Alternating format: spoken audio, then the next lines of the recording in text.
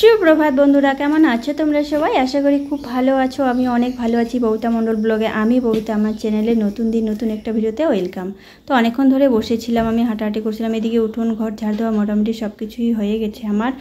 আর দেখো এদিকে রাজদীপ বাবা হচ্ছে বেগুন মানে যাবে না, এখন পরে যাবে, তো টোটোতে পাঠিয়ে দিল। তার জন্য করবার পুরো বেগুনের ব্যাগে ভর্তি ছিল, তার জন্য আমি এঁঠো বাসনগুলো নিয়ে আসতে পারছিলাম না। তো যাই হোক, টোটো চলে গেল বেগুন নিয়ে। আর বাবা যাবে একটু পরে, কারণ যেহেতু গদিতে নিয়ে যাইতে আর পরিচিত, মানে কোনো সমস্যা নেই।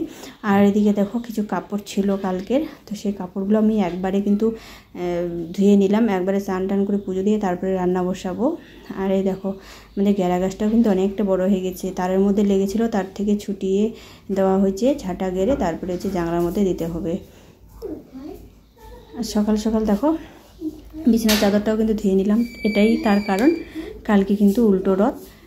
তো আমরা উল্টো রথই বলি, সোজা রথ আর উল্টো রথ। তো রথ মানে উল্টো মানে সোজা রথের দিন তো আমরা বাড়ি আসছিলাম শুক্রবার, তো সে আসার পর ধোয়া কাচা করা হয়েছিল। তারপরেও কিন্তু যেহেতু কালকে উল্টো রথ, একটু পূজা মানে বাঙালি ঘরেই কিন্তু পুজো মানে ধোয়া কাচা না করলে কিন্তু একদমই ভালো লাগে না। তো যাই হোক, এই দেখো পুজো বলে আমি হচ্ছে কিছু মানে পরার জামা কাপড়, বিছানা চাদর এসবই ধুয়ে নিলাম। আর এই দেখো মাকেও একটু দর্শন করিয়ে দিলাম। তো চলো, আমি কিন্তু ভাবছি যে আজকে সকাল সকাল আমি একটু হচ্ছে মন্দিরের যে বারান্দাটা তো লেপার খুব ইচ্ছা। আর এই দেখো ধুতুরো গাছে কত ফুল আসছে, কিন্তু ধুতুরো কালারটা কিন্তু ধুতুরো কালারের মতো নেই, মানে কেমন একটা ফ্যাকাশে হয়ে গেছে ধুতুরো। যেহেতু এই ধুতুরো গাছটা হচ্ছে কৃষ্ণ ধুতরা, দেখো কালো কুচকুচা হয় কিন্তু যাই হোক মানে চেঞ্জ হয়ে গেছে একটু। তো চলো, এই যে বললাম, তো স্নানের আগে ভাবলাম একটু মন্দিরের সামনেটুকু একটু মুছে নিই, কারণ এটা তো গোবর না, শুধু মাটি দিয়ে লেপবো। মাটি দিয়ে লেপলে বেশি একটু মানে সুন্দর লাগে দেখতে, গোবর মাটি দিলেও হয়, তো শুধু আমি মাটি দিয়ে লেপতেছি। যাই হোক, তো উঠোন তো লেপবো না, কারণ বৃষ্টি হবে নাকি তার ঠিক ঠিকা নেই। আর উঠোনের মধ্যে আমাদের বালি বস্তা পাতানো আছে, তার জন্য মন্দিরের সামনেটুকু মুছবো। ওই যে বললাম, একটু ধোয়া কাচা লেপা কুচা না করলে কিন্তু পুজো মনেই হয় না। আর এসব মানে ঘর বাড়ি লেপে রাখলে কিন্তু দেখতেও সুন্দর লাগে, আর মনে হয় পুজো একটা গন্ধ, হ্যাঁ এরকমই মনে হয়।